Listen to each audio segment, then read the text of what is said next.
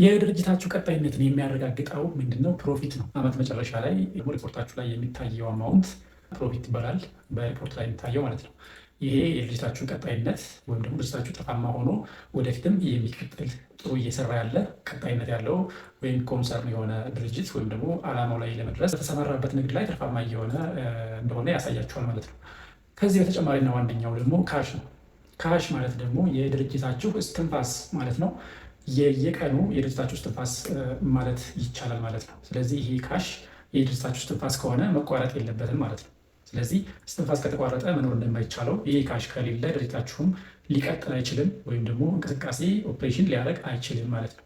ብዙውን ጊዜ እንግዲህ በእኛ ሀገር ደረጃ ነጋዴዎች፣ በተለይ አዳዲስ ነጋዴዎች ዓመት መጨረሻ ላይ ሪፖርታቸውን ሲያዩ በጣም ነው የሚደሰቱት፣ ትርፋማ ነን ብለው ያስባሉ ማለት ነው።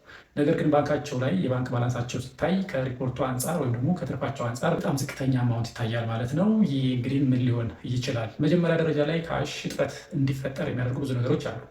በካሽ እጥረት ምክንያት ደግሞ ብዙ ድርጅቶች ይዘጋሉ በእኛ ሀገር ደረጃ። ሲዘጉም ደግሞ የካሽ እጥረት እንደሆነ ችግሩ በአብዛኛውም አያውቁም ማለት ነው። መጀመሪያ ደረጃ ላይ የካሽ እጥረት እንዴት ሊከሰት ይችላል? ካሽ እንግዲህ እንደሚታወቀው በእጅ ላይ ያለ ጥሬ ገንዘብ ነው። ለማንኛውም ነገር ለድርጅቶቻችን ሊሆን ይችላል። ማንኛውም ሰው የሚጠቀመው ካሽን ነው ኢዝሊ በየመንገዱ በየማንኛውም ነገር ላይ። ስለዚህ ካሽ ደግሞ ለድርጅት በጣም አስፈላጊ የሚሆነው እንዴት ነው? ድርጅቱ በእርግጥ በክሬዲተሮች ከሚመጣ ነገር ኦፕሬሽኑ ሊያስኬድ ይችላል። ግን ካሽ ደግሞ እርጀንት ለሆኑ ነገሮች ወይም ደግሞ ክሬዲተሮቻችን ሊያቀርቡልን የማይችሉ ነገሮችን የምንገዛበትና የምንንቀሳቀስበት ካሽ ነው ማለት ነው። ስለዚህ ለዚህ ተጠብቆ ይህንን እንዲያገለግል ተደርጎ መያዝ ካልቻለ ወደ መዘጋትና ወደ ኪሳራ ውስጥ የሚከተል ማለት ነው። ስለዚህ የካሽ እጥረት እንዲገጥመን የሚያደርጉ ነገሮች ምንድናቸው? አንደኛ የጥቃቅን ወጪዎች ወይም ደግሞ ከኦፕሬሽኑ ውጭ የምናወጣቸው ወጪዎች፣ ለምሳሌ ግለሰቦች የሚወስዷቸው ብሮች ሊሆን ይችላሉ፣ ለብድር የምንሰጠው ሊሆን ይችላል። ጥቃቅን ወጪዎችን ማኔጅ ካለማድረግ ሊሆን ይችላል። ስለዚህ እነኚህ በአብዛኛው ሞር ከድርጅቱ ውጭ የሆኑ ካሾች በጣም አውትፍሎ ከበዛ ካሻችን ያጥረናል ማለት ነው። ስለዚህ እነኝን ማኔጅ ማድረግ ካሻችንን በደንብ ፍሎ ጠብቆ እንዲሄድ ያስችለዋል ማለት ነው። በሁለተኛ ደረጃ ላይ ደግሞ ካሽ እጥረት የሚያመጣው ሴልሳችን በአብዛኛው በክሬዲት ከሆነ፣ ስለዚህ ክሬዲት ከሆነ ያው አክሯል ሪፖርት ላይ አክሯል ነው የምንጠቀመው። ስለዚህ በክሬዲት የምንሸጥ ከሆነ ድርጅቶቻችን ወይም ደግሞ የኛ ከስተመሮች ሊከፍሉን የሚችሉት ከወርና ከ3 ወር በኋላ ነው። ስለዚህ ያ ብር እስከሚመጣ እኛ ካሽ ከሌለን ድርጅቱ ሊቆም ነው ማለት ነው። ስለዚህ ይሄም ሁለተኛው መንስኤ ነው ማለት ነው። ለዚህ ለክሬዲተሮች ቶሎ እንዲከፍሉን ለማድረግ ደግሞ የተለያዩ ሜካኒዝሞች አሉ። እነሱን ተጠቅማችሁ ካሻችሁ መሰብሰብ አለባችሁ ማለት ነው። ለምሳሌ በኢንሴንቲቭ ሊሆን ይችላል፣ ወይም ዲስካውንት እያደረጋችሁ ከ1 ወር በፊት የከፈለ ከ2 ወር በፊት የከፈለ ዲስካውንት ወይም ደግሞ ያህል ፐርሰንት ቀንሳችሁ ክፈሉ እያላችሁ ማበረታታት ትችላላችሁ ማለት ነው። ይህንን ቶሎ እንዲከፍሏችሁና ካሽ ቶሎ እጃችሁ ላይ እንዲገባ ወይም ሴልሱ ቶሎ እንዲገባላችሁ ያደርግላችኋል ማለት ነው። ስለዚህ እንደዚህ አይነት ነገሮች አሉ። ዓመት መጨረሻ ላይ ሪፖርቱ የሚያሳየው አሪፍ ሪፖርት ወይም አሪፍ ትርፍ ነው። ካሽ ግን እጃችን ላይ ባንክ ላይ ያለው ትንሽ ነው። በዚህ ጊዜ ትርፉ አሪፍ ከሆነ ወይም ደግሞ ጥሩ ፕሮፊት ካለን የምንከፍለው ፕሮፊት ታክስ ደግሞ በጣም ሀይ ነው የሚሆነው ማለት ነው። ስለዚህ ይህን ፕሮፊት ታክስ ለመክፈል ደግሞ ካሽ አስፈላጊ ነው። ካሽ ባንካችን ላይ ከሌለ እያተረፍነውን የትርፍ ፕሮፊት ታክስ ራሱ መክፈል አንችልም።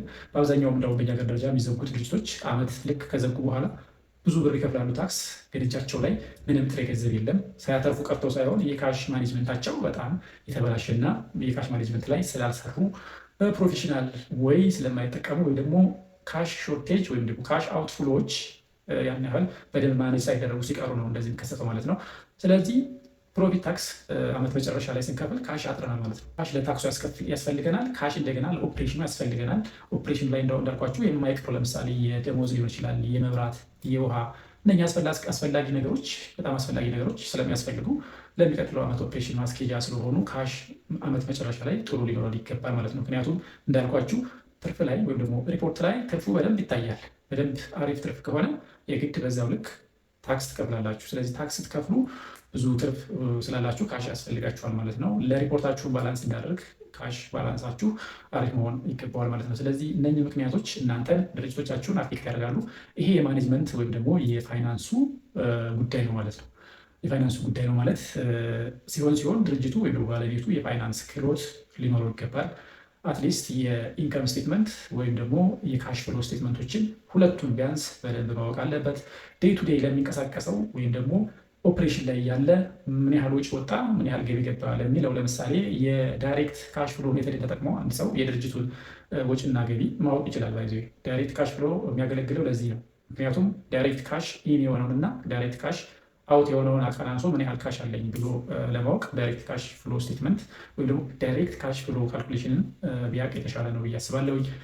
ኢንዳይሬክት ካሽ ፍሎ ደግሞ ለሪፖርቱ ወይም ደግሞ ሪፖርቱን ሪፖርት ፐርፐዝ ስለሚሰራ እሱ ዓመት መጨረሻ ላይ ሞር የሚጠይቅ ስለሆነ የነን ካሽ ነገሮችም ስለሚካተቱበት ቢያንስ የዳይሬክት ካሽ ፍሎ አሰራር መሰረት አውቃችሁ በዛ መልኩ መቆጣጠር ትችላላችሁ ማለት ነው።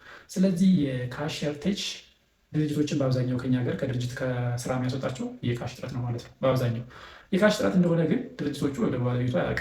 ምክንያቱም ካሽ እንዴት ማኔጅ እንደሚደረግ ስለማያውቅ የካሽ እጥረቶች በጣም ብዙ ጊዜ አስቸጋሪ ሆነው አያቸዋለሁ ማለት ነው። ስለዚህ እናንተ በምን ሁኔታ ላይ ነው ያላችሁት? ለምሳሌ የድርጅት ባለቤት ከሆናችሁ ምን አይነት ኮንትሮሊንግ ነው የምትጠቀሙት? ስለዚህ የካሻችሁ እንቅስቃሴ አመቱን ሙሉ እንዴት ነው?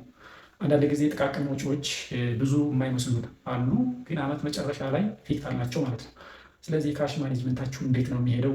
በምን አይነት የተለየ ሜካኒዝም ካላችሁ ኮሜንት ላይ አሳውቁኝ። በሌላ ቲፖች ይመለሳለሁ። ቴሌግራም ቻናል አለ፣ የገባችሁ ጆይን አድርጉ። ዩቲዩብ ቻናል አለ፣ ሰፋ ያለ ማብራሪያ እዛ ላይ ለቅላችኋለሁ። ስለ ካሽ ፍሎ ሜቶዶች እዛ ላይ ለቅላችኋለሁ።